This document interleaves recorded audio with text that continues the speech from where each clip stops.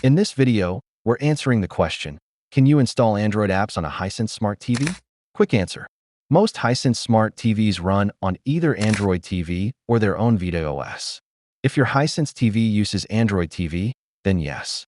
You can install Android apps directly from the Google Play Store on your TV.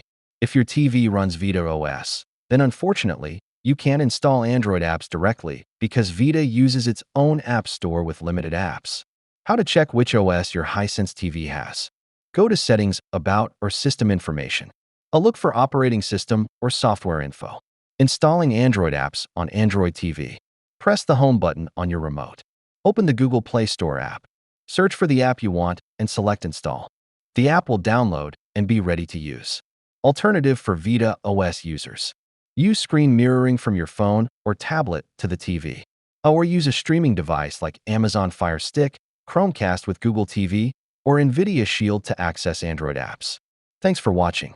If this video helped, hit the like button and subscribe for more tech tips.